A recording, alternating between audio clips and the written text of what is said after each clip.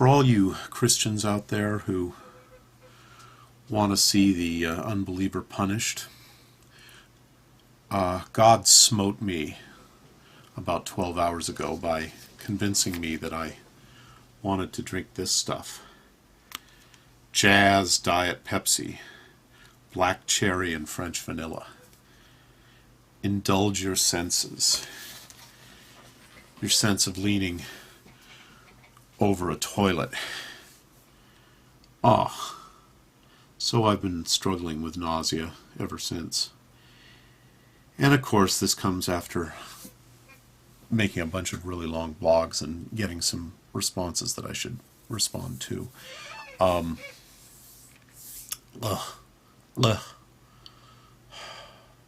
Lency, I completely sympathize with your desire to get out of this debate and get on with the rest of your life. I sat down here looking at your response to my response and started to try to do a point-by-point answer back, and I just became fatigued because I know that the issues here are not going to be resolved by you and me, and the points made are not going to materially change either one of us. Doesn't mean that in some other circumstance two people could talk and end up with one of them being radically changed, but in this conversation that's not going to happen. I will just say that your brand, if I can call it a brand of Christianity, is something I completely disagree with, as much as I disagree with the more self-described fundamentalist beliefs. When you present yourself as a believer in an established faith with billions of self-proclaimed adherents, and you justify it with an inner feeling, and you pick and choose which of its stated doctrines you agree with, or you refuse to pin yourself down to any of them, you are doing what the atheist challenge at the moment accuses religious people of doing, creating a mass. You individually are, this isn't what I wanted to do. This isn't what I wanted to do. What I need to do is make a video that states clearly and simply my beliefs as best I can state them in words. And that's going to take an awful lot of work. I can't just spit it out off the top of my head, and a lot of other stuff is going on that really has to take precedence, but it's eating at me. It really is. I need to say what I want to say, but I don't want to debate with you or with anyone else point by point. My interest in talking about these things on YouTube and in listening to other people talk about them is to express what I believe, but not in a vacuum, to express it in relation to other people who are also doing the same thing. Debate in formal circumstances, debate is literally a contest. It doesn't matter who's right, it's who argues best, and I'm not interested in that at all. I don't care who wins when we're talking about talking. When it all shakes down into what really happens to people, what laws are passed, what wars are fought, what psychic traumas are inflicted in a standardized way by a particular society on the people who are born into it. When it comes to those things, despite having read that whole Alan Watts thing about the only solution is to do nothing, which I agree with an explanation, which I don't know if it really came through. It was really sort of implied in what he was saying, but not stated. I do care deeply about what I should be doing as a person in this world. I mean, it is there's I know what I like. I know what I want to do with my own time, and I know what appeals to me, and I know what I believe about what is absolutely required of me, which is nothing. Nobody is required to do anything. Wherever you go, there you are. Whoever you are, that's you. This is a fundamental law of human existence, as far as I'm concerned. And, I'm sure that a lot of people watching this have heard the old saying, you can get what you want, but you can't want what you want. And I said in a previous video that if God is really meaningfully all good and has created a system in which a bunch of people get damned, those damned people are serving an all good plan. Therefore,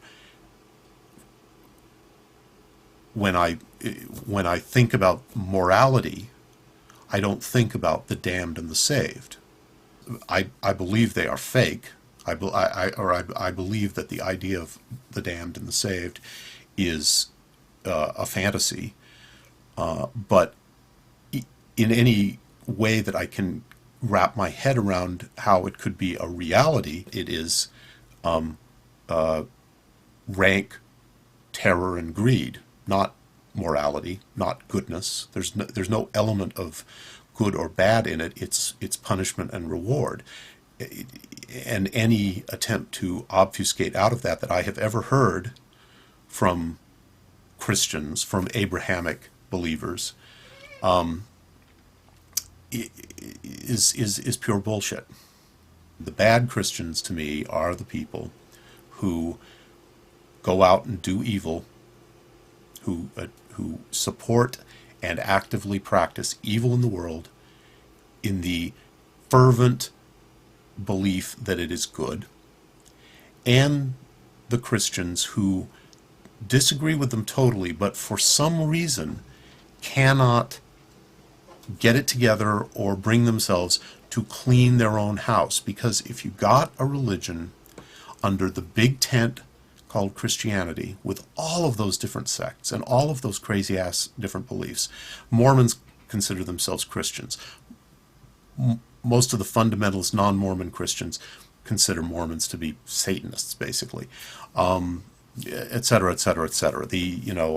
Most of the medieval pictures that people are familiar with of the Antichrist are actually caricatures of the Pope from the Great Schism.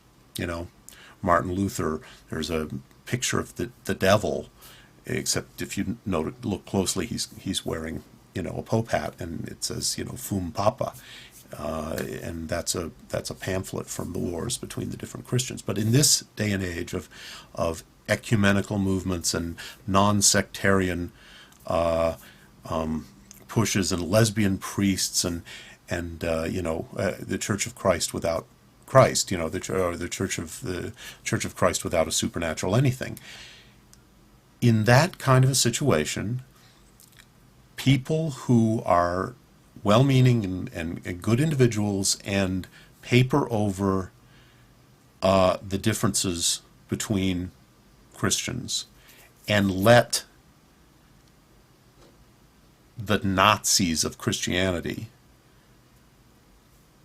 present themselves as representatives of something larger than themselves called Christianity are doing a disservice. You've got your life, and you're obviously not, trying to herd anybody into a camp, and, all this kind of stuff. So I have really no personal quarrel with you, and I have a quarrel with the what I see as a somewhat misguided idea that is kind of floating in the atheist community, that maybe we can band together and do away with these false ideas and this unreasonableness of the majority of the people. This is a silly idea.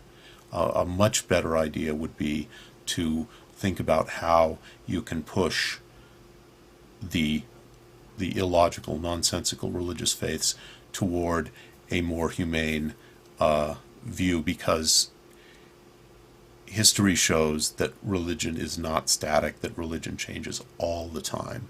And today's Christianity, despite the the flare-ups of reactionary, old-fashioned Christianity and attempts at revolutionary Christian totalitarianism, despite all of that, Christianity has certainly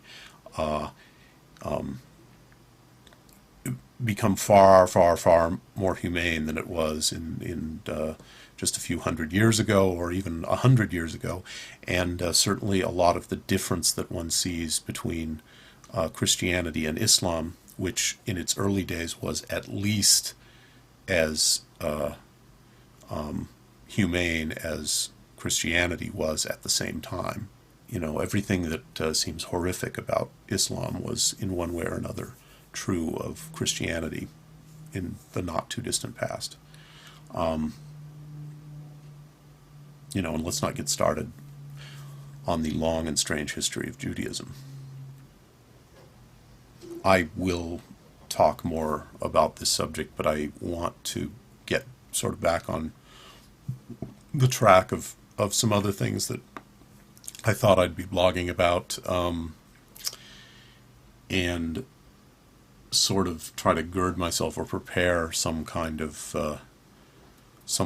actual statement that's close to what I would like to say, which just, when I just think about it, is incredibly simple, but when I try to get the fucking words out of my mouth, it's incredibly difficult. So, dude, good luck, God bless, and insert humorous comment here. And if my heart is not pure, let God strike me dead in this moment. Oh, my God. Why do none of my local grocery stores have Diet Dr. Pepper right now? That's what I want to know.